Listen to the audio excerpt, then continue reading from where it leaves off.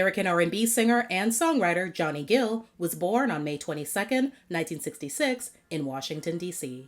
Even though his parents did eventually split up, he says that he got enough of the experience of living in a two-parent household to show him what positive family life was like. As a Baptist minister, my father was also a professional singer in several quartet groups throughout the years. Looking back, there were several qualities and characteristics that my father had that were imparted in my young mind and heart. I'm thankful that I was raised in a home with both parents, and that my father had a profound presence in my life. The youngest of 4 boys, Johnny started singing at the age of 5, and learned how to play the electric guitar after receiving one as a Christmas gift. Him and his family, including cousins, aunts, and grandmother, put together their own group called the Gospel Stimulation. Later, Johnny and his 3 brothers would branch out on their own to create a band called Little John and the Wings of Faith. When I was 7, I had a voice so high that if you'd put me behind a wall, you'd have thought I was a woman. When we were singing gospel, my father used to keep us up till 3 or 4 o'clock rehearsing, and he used to get mad at me, say, "You sound like a girl, now quit it." Plans to study electrical engineering at college ended up being sidelined by his burgeoning musical abilities. Johnny's professional recording career began in 1982, at the age of 16, when his childhood friend, Stacy Ladisaw, convinced him to record a demo, after hearing him sing and being blown away by his talent.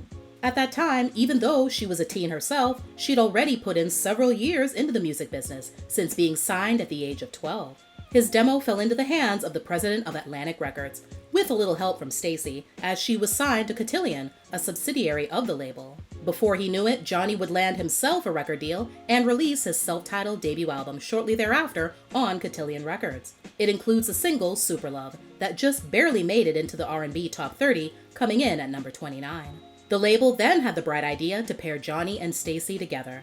The result was a duet album titled Perfect Combination. It gave him his first taste of success with the title track. The song got him on the Billboard Hot 100 for the first time, and came in at number 10 on the R&B chart.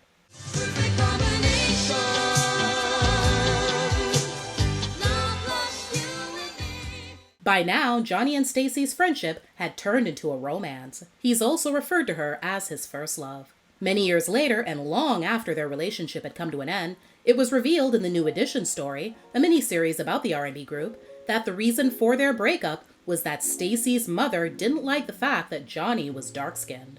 Well, Stacy, as well as her brother, didn't like that, and pretty much called the claim a lie. Johnny's second solo album, titled Chemistry, was released in 1985. The results were a repeat of his debut album, with only one single, Half Crazy, making a moderate dent on the R&B chart, coming in at number 26. 2 years later, he was recruited by New Edition member Michael Bivins to join his group after Bobby Brown was voted out due to his out-of-control off-stage behavior, as well as the planned departure of their lead singer, Ralph Tresvant. Fun fact, interestingly enough, Michael would be the one that Johnny would butt heads with the most out of all the group members for many years. As it happened, Ralph stayed, and the group, bolstered by Johnny, developed a new, more sophisticated sound that yielded more success than they'd had since their early days. The group's next album, 1988's Heartbreak, went double platinum, thanks to several hits including If It Isn't Love, You're Not My Kind of Girl, and Can You Stand the Rain. On a perfect day, I know that I can count on you. As far as the rumor about his supposed feud with Bobby, Johnny squashed it many times, as well as on a 2016 episode of Oprah's Where Are They Now? I came in to replace Ralph because Ralph was getting ready, working on a solo project, and people thought that I actually came in to replace Bobby. For years, people kept trying to pin us against each other. And one thing I've learned is the reason why reality shows are so huge, people love train wrecks. People enjoy watching other people to realize that, wow, I'm not the only one that's in bad shape. And when you put things in perspective to look at why people want to create and have tried to create distinction between myself and between Bobby or between just even other artists, I get it. I understand that it sells. It makes people have an interest in those kind of things for whatever reason. And little did people know that I was very close to Bobby as well. That's my other little brother. Bobby would come to LA and stay with me. Bobby actually would come out on the road with me when I was touring. And Bobby admitted to me, he said when I first joined the group, he was like, I was so jealous. And then he said, but when you open your mouth and start singing, all I could do is like everybody else, you look and you just gotta go, damn. I mean, we're like real siblings. We go at each other, agree to disagree, and argue, fuss, and fight. We do it all. Johnny got back to pursuing his solo endeavors in 1990 when he released his self-titled third album. It would go on to become the most successful of his career thus far. All 4 of the singles released made it onto the charts, but the biggest standouts were the lead single, Rub You the Right Way, and its follow-up, My, which came in at number 3 and number 10 respectively on the Hot 100. Both tracks captured the top spot on the R&B chart. No doubt, a major reason for the success of both songs can be attributed to the powerhouse production teams behind them, with Rub You the Right Way coming from Jimmy Jam and Terry Lewis, and My coming from Babyface and L.A. Reid. When asked by the Washington Post how he got the 2 hottest pop R&B production teams in the country to work on his solo album, Johnny summed it up pretty simply, saying, "It just happened. I wanted to work with both of them, and they both wanted to work with me. They gave me great songs, and they knew because of the type of vocalist I am, that's all I need. I didn't need a concept, I didn't need a gimmick." With Johnny on the run of his life, he was now in demand for film scores too. In the summer of 1991, he charted with I'm Still Waiting from the soundtrack of New Jack City. There were more movie songs the following year, with Let's Just Run Away from Mo Money and There You Go from Boomerang. He then released the albums Provocative in 1993, followed by Let's Get the Mood Right in 1996. While both albums went gold, the success paled in comparison to his previous work. Also in 1996, Johnny reunited with New Edition for the album Home Again. It's the only album to date to feature all 6 members, debuted on the Billboard 200 at number 1, becoming the group's first album to do so, and went double platinum. Its success spawned 4 singles that collectively received moderate Billboard chart success. The biggest one, Hit Me Off, became a top 5 pop hit and rose all the way to number 1 on the R&B chart. While plotting his next move, Johnny got an unexpected offer from longtime friends Gerald Levert and Keith Sweat. They formed the supergroup LSG for Levert, Sweat, Gill, which yielded the multi-platinum debut album 1997's Levert, Sweat, Gill. It features the number 4 pop and number 1 R&B hit, My Body. The trio's second and final album, LSG2, dropped in 2003. Fun fact, according to Johnny, LSG was originally supposed to consist of Keith, Gerald, and R. Kelly. For reasons unknown, R. Kelly pulled out, and the spot went to Johnny. Johnny's stratospheric success of the early 90s was not without its challenges, in his case of a financial nature, but happily, he got himself back on track. He later said, "There's no blueprint when you become a star. Someone to tell you how you're supposed to act, how you're supposed to deal with money. You gotta learn it as you go." New Edition was back by 2004, with Johnny in tow, to release their last album to date, One Love, on their new label, Bad Boy Records. After having successfully fought to get out of their long-term contract with MCA, the group signed with Bad Boy in 2002. However, it took nearly 2 years for the album to be released, as the group struggled with CEO Sean Diddy Combs over creative control. Johnny tried his hand at another collaboration when he, Bobby Brown, and Ralph Tresvant came together to form R&B supergroup Heads of State. They toured together until 2011. 15 years after recording his last solo album, Johnny returned in 2011 with Still Waiting. In an interview with Ebony Magazine in 2015, he was asked what he was up to during his long hiatus. "I was just touring, but even doing that, it was like the business had changed so much that it put me in a place where I know I wasn't inspired. It was like, I can take it or leave it. It wasn't until a good friend of mine, at that point we didn't know each other that well, contacted me and said, 'I want to do a record. I want it more than anything. I want you to do an album.' I was just like, really?